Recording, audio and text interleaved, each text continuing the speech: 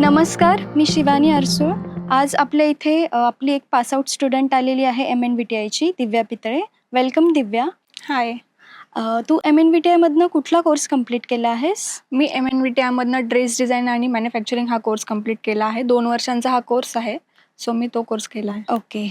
ह्यासाठी age criteria वगैरे काही आहे का? नाही, हा कोर्स करण्यासाठी कुठलंही असं लिमिट नाही आहे. कोणीही हा कोर्स करू शकतं. सो येस, कोर्स करायला असं काही लिमिट नाही आहे.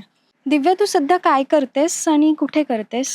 मी आत्ता जॉब करते आहे औंधमध्ये. वर्दी स्टोअर्स म्हणून कंपनी आहे, त्यांच्याबरोबर मी जॉब करते आहे. सो ही कंपनी एक India's first military upcycle products असे तयार करते. सो त्यांच्याबरोबर मी प्रोडक्शनमध्ये काम करते. मी डिझायनिंग करते. त्यांचे जे काही प्रोडक्ट्स आहेत जे प्रोडक्ट्स म्हणजे फक्त ड्रेसेस नाही तर आपले सिमिलर प्रोडक्ट्स जसे बॅग्स, हँगिंग बॅग्स वगैरे त्या सगळ्या प्रोडक्ट्समध्ये मी त्यांना डिझायनिंग आणि प्रोडक्शन करायला हेल्प करते. Okay, great. तू MNVTIमध्ये जे प्रॅक्टिकल ट्रेनिंग नॉलेज गेन केलं आहेस, हां. सो त्याचा यूज तुला कसा होतोय तिथे? सो येस, मी MNVTIमधनं प्रॅक्टिकल नॉलेज जे काय गेन केलं आहे म्हणजेच आपण मशीन वर्क म्हणा किंवा इलस्ट्रेशन किंवा परत कम्प्युटर वर्क, तर त्यामध्ये मला सगळ्यात जास्त हेल्प झाली आहे. आणि मी म्हणजे वेगळ्या प्रकारचे डिझाईन्स करू शकते. ॲज इन मी प्रोडक्टसाठी जरी करत असले तरी मला प्रोडक्टसाठी करायला त्याची खूप जास्त हेल्प झाली आहे. वेगळ्या प्रकारचे प्रोडक्ट्स आपण तयार करतो त्याच्यात, जसं काही छोट्या बॅग्स असू द्यात, स्लिंग असू द्यात किंवा मोठ्या जरी प्रोडक्ट्स असतील तरी मेजरमेंट म्हणा किंवा त्याचं प्रॅक्टिकल वर्क जे काय मशिनरी वर्क असतं त्यामध्ये. आणि मग नंतर मी त्यांचे बॅनर्स वगैरे असतील ते क्रिएट करू शकते खूप चांगल्या प्रकारे, जसं की आम्हाला शिकवलं गेलं आहे. तर त्या थ्रू मी म्हणजे प्रॉपर माझं त्यात करू शकते. ओके. सो माझा पुढचा प्रश्न असा आहे, तू MNVTIमध्ये ॲज अ स्टुडंट असताना तुला कुठल्या अपॉर्च्युनिटीज मिळाल्या? हो, MNVTIमध्ये स्टुडंट असताना मी एक्झिबिशन्स खूप जास्त केले. जे एक्झिबिशन्समध्ये मी व्हॉलंटिअर केलं आहे. घे भरारीमध्ये केलं आहे, परत अलाईव्ह म्हणून केलं आहे, भिंगरीमध्ये केलं आहे. आणि हे सगळं करतानाच आम्हाला फॅशन शोजसुद्धा यायचे. सो त्या फॅशन शोजमध्ये मी रोटरॅक क्लबमध्ये सेव्ह द जंक म्हणून असा कॉम्पिटिशन होता, त्यात आम्ही पार्टिसिपेट केलं आहे. त्यात आम्ही सेकंड रनर अप म्हणून पण आम्हाला हे केलं होतं. तर ते पण केलं आहे. आणि नंतर आम्हाला खूप जास्त असे वेगळे प्रकारचे शोज आम्हाला मॅडमनी इंट्रोड्यूस करून दिलेले आहेत. पुणे टाइम्समध्ये सुद्धा आम्ही जाऊन आलो आहे. सो येस, आम्हाला खूप जास्त चांगल्या अपॉर्च्युनिटी मिळाल्या. Okay, nice. म्हणजे कॉलेजमधला जो शो असतो त्याच्या व्यतिरिक्तही तुम्ही बाहेरचे जे शोज असतात त्यामध्ये पार्टिसिपेट केलं. येस. ओके, त्यासाठी मग तुम्हाला गाईड करता का फॅकल्टीज? येस, आम्हाला आमचे फॅकल्टीज गाईड करतात. म्हणजे जसं काय आपलं जे काय प्रॅक्टिकल असेल नॉलेज, म्हणजे तिथे आपल्याला जाग्यावरती काही ड्रेसेस वगैरे स्टिच करायला लागतात. आपल्याकडे तेवढा टाईम नसतो.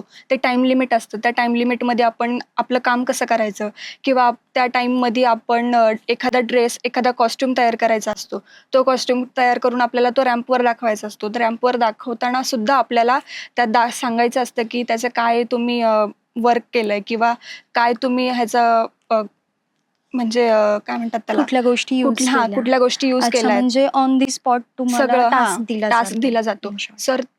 सो तो टास्क आम्हाला आमच्या टीचर्सनीच हेल्प केलंय. म्हणजे की कसं तुम्ही त्याचं मॅनेजमेंट करायचं किंवा त्या मॅनेजमेंटमध्ये काय डिफिकल्टीज येतात, त्या डिफिकल्टीज कशा फेस करायचा, हे सगळं आम्हाला आमच्या टीचर्सनी म्हणजे गाईड केलंय ॲक्च्युली. Okay, great.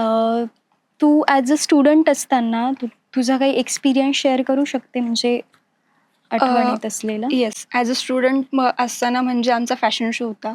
तर त्या टाईममध्ये पण आम्हाला हे सगळं खूप नवीन असायचं.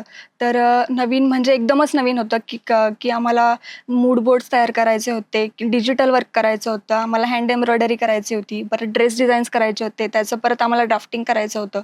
सो हे सगळं करताना असं म्हणजे आम्ही असं नव्हतं की आम्हाला हे सगळं पहिल्यापासून येत होतं. सो आम्ही कॉलेजमध्ये आल्यानंतर आम्हाला एक असं स्टेप बाय स्टेप मॅडमनी सगळं आम्हाला इंट्रोड्यूस करून दिलं आहे, की तुम्ही ड्राफ्टिंग कसं करू शकता किंवा तुम्ही ड्रेसमध्ये काय एलिमेंट्स कसे यूज करू शकता किंवा एलिमेंट्स यूज करताना सुद्धा तुम्हाला ते छान दिसतायत किंवा तुम्हाला ते म्हणजे खरंच तो ड्रेस खूप छान दिसणार आहे किंवा काय होणार आहे, ह्या सगळ्याचं सुद्धा ते आम्हाला गायडन्स होतं.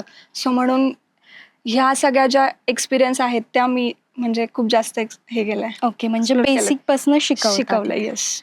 येस. आता आणखी एक क्वेश्चन असा, की जे नवीन स्टुडंट येणार आहेत, तर त्यांनी MNVTIमध्ये ॲडमिशन घ्यावं या रिलेटेड तू काय सांगू शकतेस की व्हाय MNVTI? येस, MNVTI का तर MNVTIमध्ये मुलींना खूप म्हणजे हा एक मुलींचं कॉलेज आहे. म्हणजे एक असं फ्रेंड्स, बहिणी, मैत्रिणी असं सगळं खूप जास्त असं चांगलं एन्व्हायर्नमेंट असं तयार झालेलं आहे. सो MNVTIमध्ये ॲडमिशन घेण्यासाठी आपल्याला खूप वेगळ्या प्रकारचे म्हणजे कोर्सेस असं शिकवल्या जातात आणि आपल्याला सब्जेक्ट्स असतात. त्या सब्जेक्ट थ्रू आपल्याला शिकवलं जातं, की तुम्हाला जर का अगदीच इलस्ट्रेशनसुद्धा येत नसेल, तर बेसिक इलस्ट्रेशनपासनं आपल्याला क्रुकीज असतात. तर त्याचं मेजरमेंट्सपासनं तर पूर्ण डिझायनिंगपर्यंत आपल्याला शिकवलं जातं.